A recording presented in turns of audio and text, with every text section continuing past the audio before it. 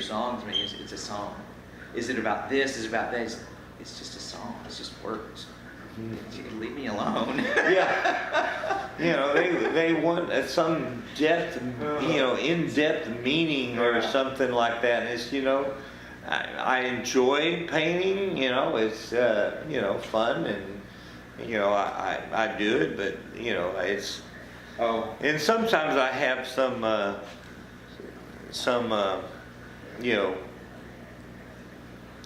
I have some sort of kind of a secret behind the painting or something like that. Hi, I'm Rome Milan. I'm an impressionist artist here in Fort Worth, Texas, and I've been painting for about 30, well, since about 87, I would say. I can't figure that out real quickly, but probably over 30 years.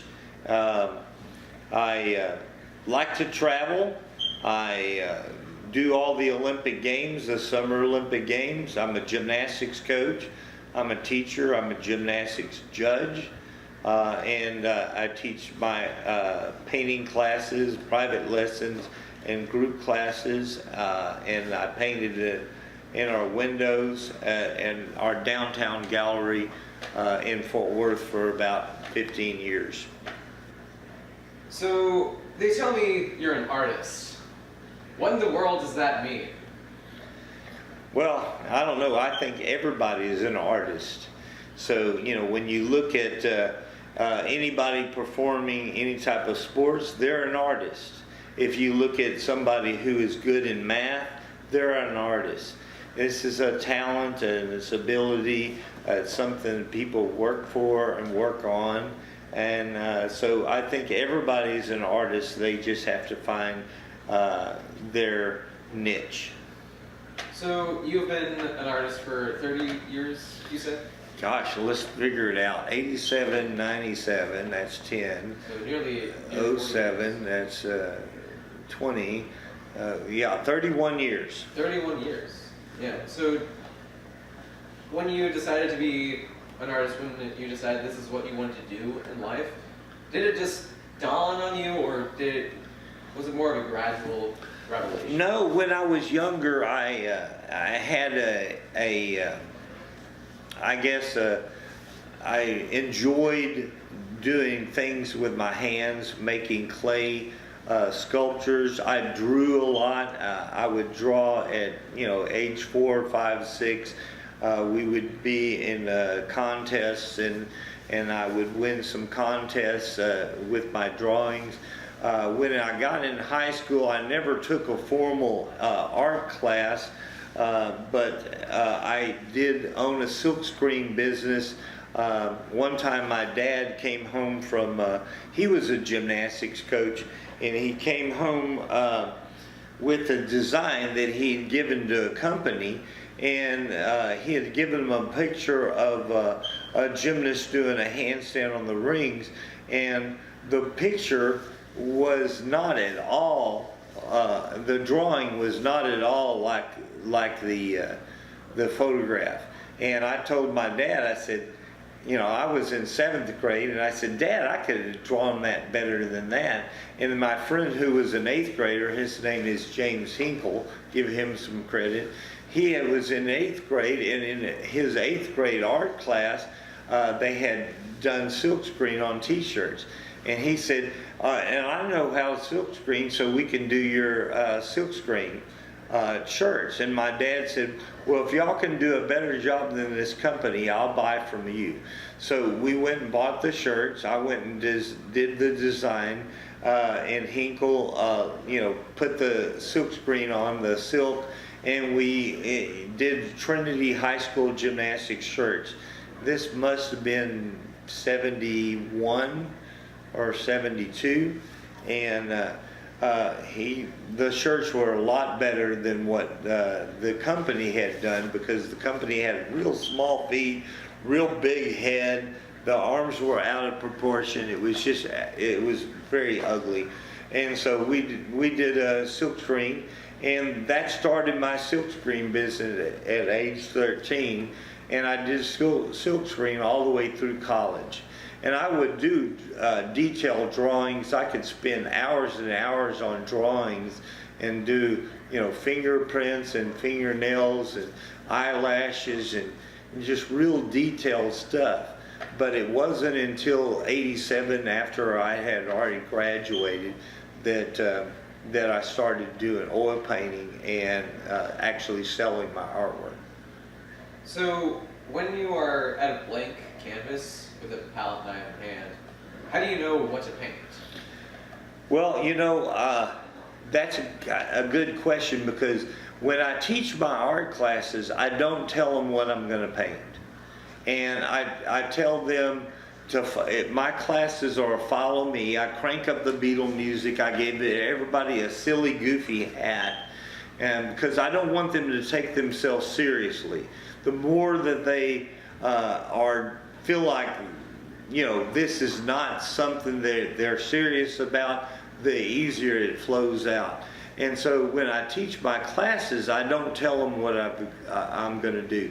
Normally, when I walk up to a blank canvas, I have something in mind that I'm already going to do. Either a client has asked for a seascape, or I have some florals that I need to get done, or something like that. So I typically don't have a canvas and don't know what I'm going to do. So when you do paint, do you attack the piece or just kind of let it happen? No, I attack it.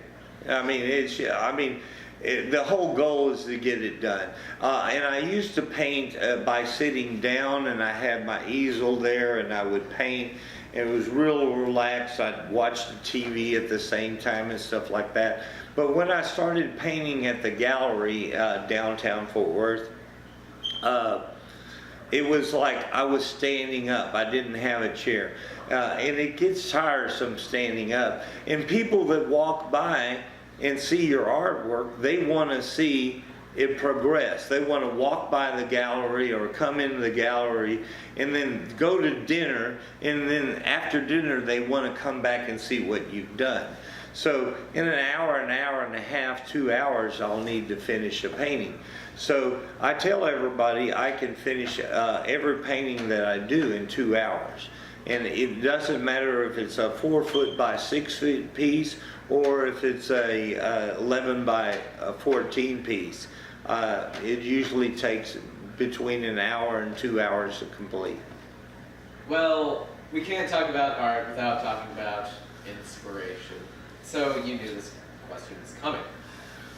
So in all of your career, who would you say has been your greatest inspiration? Well, my mother is my greatest inspiration, but because she's the one that said, you do all this artwork, you sculpt in clay, I would take crayons and I would color very detailed things, and I would do pen and ink and all that. She said, you've never done anything on canvas, and her inspiration was, go upstairs in my studio and I'll be up there in 2 hours to see what you've done.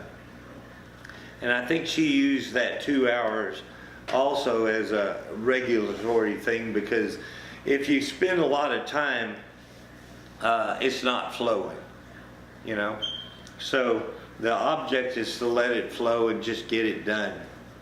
I know people, when I first started doing painting classes, I was painting in my window downtown at the gallery, and every week somebody would come by and say, do you teach painting classes? And I'd say, no, I've never studied art, so I would be afraid that I was doing something wrong.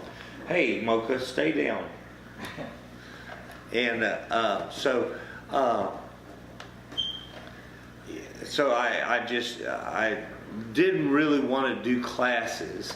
And then finally I had 1 week, I had probably 15 people ask that same question.